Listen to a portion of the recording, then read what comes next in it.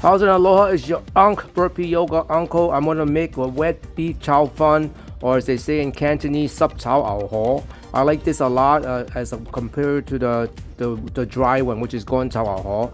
Anyway, I like to eat. I like to do a lot of crazy stuff on my channel, and I'm mostly famous for doing a heck of a lot of burpees. And so I'm on a 3-year journey. I also do a lot of Superman burpees too, as you can see. Let's hit that. I'll show you how to make this real quick in a few minutes. Fitness, foodies, and the fabulous absurd. From burpees to Camus, you're never gonna know what you're gonna get from your burpee yoga uncle. So the whole recipe is gonna be done in about 3 minutes. First thing we're gonna do is marinate the meat, any kind of meat you do. I have short ribs. Another thing you can add to the list of ingredients would be a baking soda. That would help marinate and tenderize the meat. A lot of Chinese restaurants do that.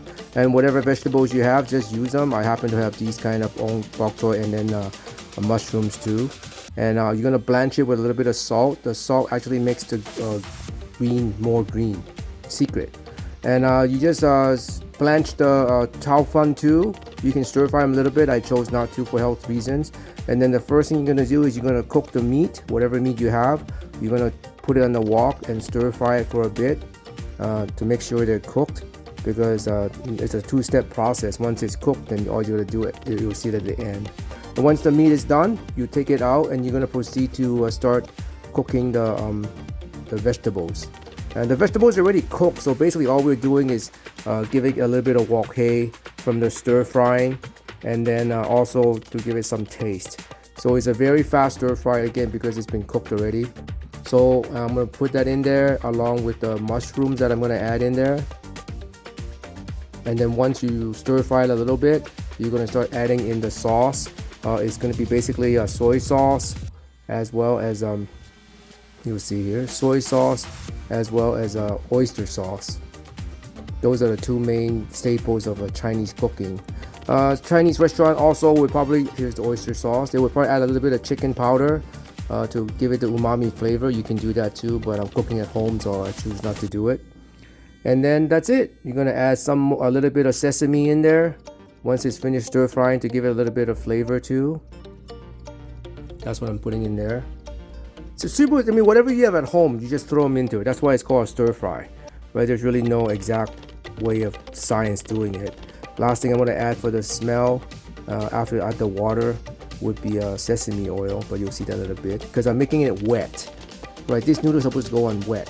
So this is the beef that I've cooked already. I'm going to put them in there. Again, this is almost the end. It's a super easy and super fast dish. I do not like to cook hard stuff because if I'm going to cook hard stuff, I might as well eat in a restaurant and have them do the hard stuff, right? So as I put them in there, here it is, where I'm going to put in the sesame oil just to give it a good smell. And then I'm going to thicken it with a cornstarch slurry, basically cornstarch added with water.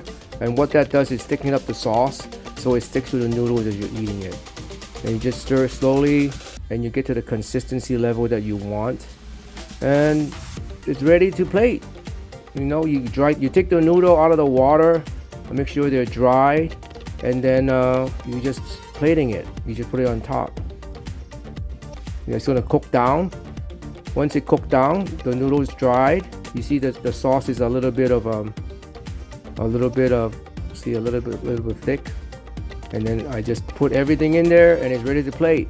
So this is a very super simple dish. You can do this with chicken, you can do this with pork. They call it sub chow ao ho, it's for beef, but you can do pork too. I suppose you can do fish too, right? But it doesn't have the same taste. But if you're down this far, please hit that like and subscribe button. After this part is done, I'm going to show you the whole unedited version of how I made this cooking from scratch. That's what we're going to do. All right, thanks a lot, and we'll see you next time. Your burpee yoga uncle.